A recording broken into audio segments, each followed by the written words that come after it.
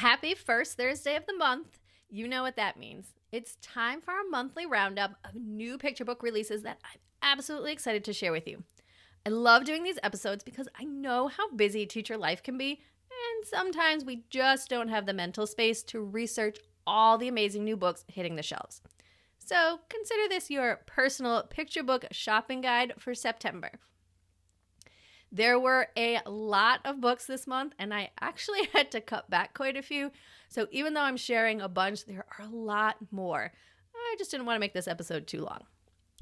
Now, before we dive in, I want to remind you that all of these titles will be available in the show notes. So no need to frantically take notes while you're folding laundry or driving to school. Just sit back, enjoy, and you can always come back to grab those titles later. All right. Let's get to what you came for, some fantastic new picture books that are going to make your September classroom discussions richer and your students more engaged. First up, we have something really special. A Change is Gonna Come by Sam Cooke with stunning illustrations by Nicholas Smith. Now you might be thinking, wait, isn't that a song? And you'd be absolutely right. This picture book brings Sam Cooke's legendary civil rights anthem to life for the first time in book form. The immortal lyrics from 1964 are paired with Nicholas Smith's breathtaking artwork. And if that name sounds familiar, he's the award-winning illustrator of the 1619 project, Born on the Water. These illustrations really guide young readers through those pivotal moments in American history, referencing civil rights milestones and Black freedom fighters. What I love about this book is how it makes such an important piece of American history accessible to young readers. And here's a bonus. It also includes a QR code that links to Sam Cooke's iconic recording. So this really is multimedia learning in action. Next, let's talk about Dia de los Muertos by Jacques Georges. This book is like getting an invitation to celebrate with Pancho and his family. You'll follow along as they prepare for the festival, setting up the ofrendas, finding photographs of beloved family members, decorating with flowers, and cooking tamales together. But here's what makes this book extra special. It's packed with interactive elements. So there are instructions to make your own papel picado, a recipe for a delicious pan de muerto, and even a fun quiz to test your knowledge. I'm already imagining the cross-curricular possibilities here. You could easily tie this into social studies, art, and even math when you're measuring ingredients for that bread recipe. The Echo People by S.D. Young Wolf is going to give you chills, but in the best way. This thoughtful story follows two young children who go on a journey with their grandfather, a great chief. After offering prayers to Creator, Grandfather leads Ayana and Little Wolf to meet the Echo People at the River Gorge, where they learn a profound lesson about how the energy we put out into the world comes back to us. This book won Leon Lowe's New Voices Award, and it gently teaches young readers that if we meet the world with love and kindness, that kindness echoes back to us. It's perfect for those social emotional learning discussions about how our actions affect others. Now, if you're looking for something that combines poetry with powerful storytelling, Harriet Tubman, Force of Nature by Caroline Brewer is absolutely incredible. This book celebrates Harriet Tubman's life through hip-hop style rhythm and rhyme, and it's accompanied by luminous collage artwork. And what sets this apart is how it focuses on Harriet's deep connection with nature, how she found her way by the stars, moved through the woods as silently as an owl, and heard God speaking to her in trances. The poetry is perfect for reading aloud, and there's even a glossary, index, and map included. This would be amazing for Black History Month units or to read at any time during the year. The Moon Lantern by Ha Din is such a beautiful story about cultural traditions and making them your own. It centers around the Moon Festival, which is one of the most popular holidays in Vietnam. Huy and his family celebrate in America with mooncakes, lion dances, and homemade lanterns. This year, he wants to enter the lantern making contest, but instead of making the traditional star shape, he plans to honor the moon itself. So working with his ba, he creates something special that shows how new twists can help old traditions shine even brighter. I love books that celebrate both honoring tradition and personal creativity. Now, for all my STEM-loving teachers out there, Me and the Magic Cube by Daniel Furr is going to be a hit. When a child finds a colorful cube in a dusty box and starts turning it, all the colors get mixed up. Sound familiar? 3 friends set out to discover how the Rubik's Cube works and whether it can be solved.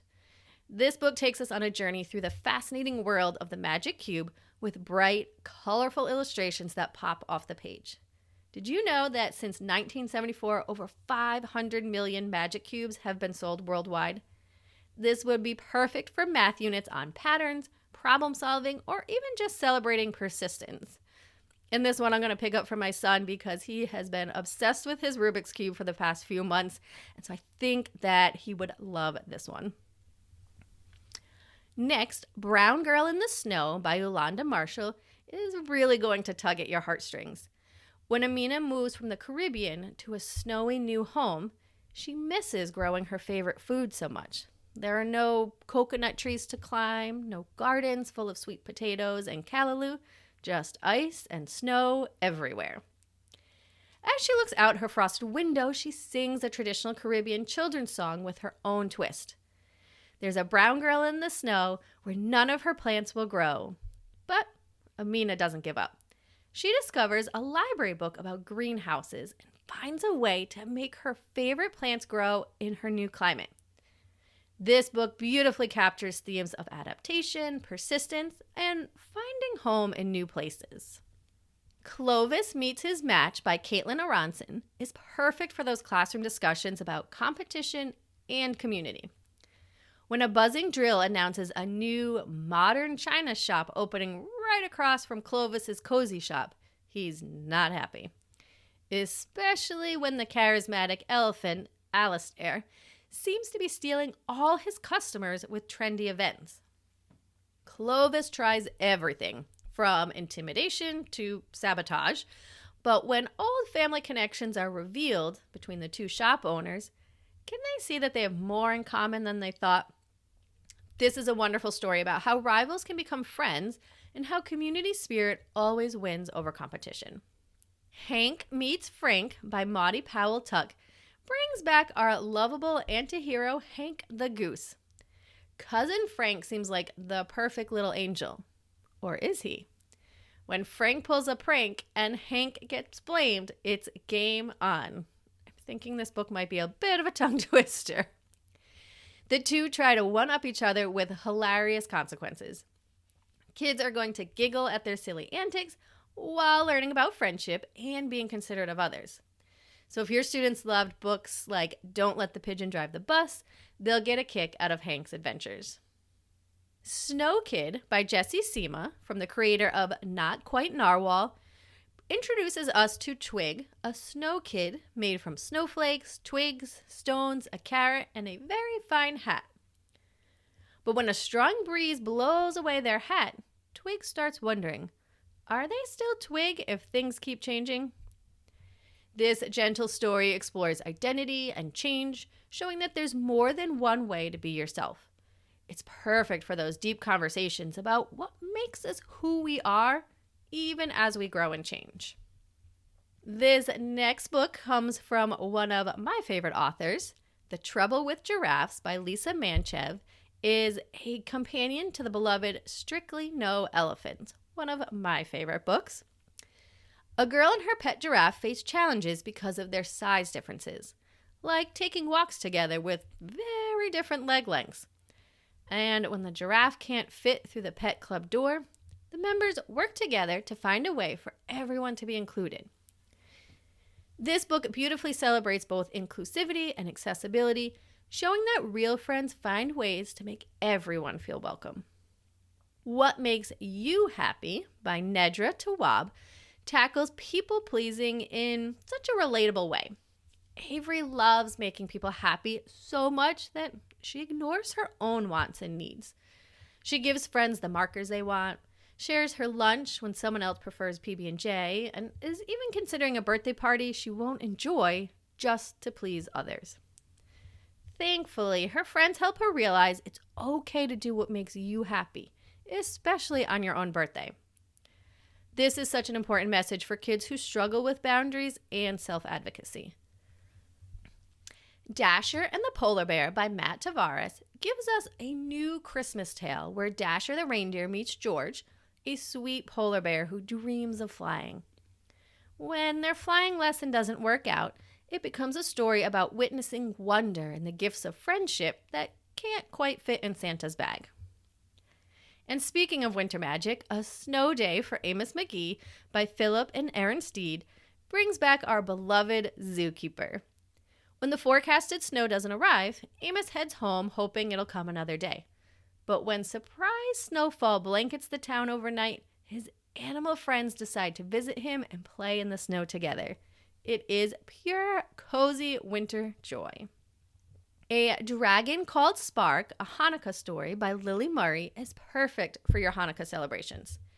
Eva has moved to a new town and feels lonely, but she has her imaginary dragon friend Spark. When she makes a Hanukkah wish for a miracle, she meets Charlie from next door, and their friendship helps bring Eva's wish to magical life.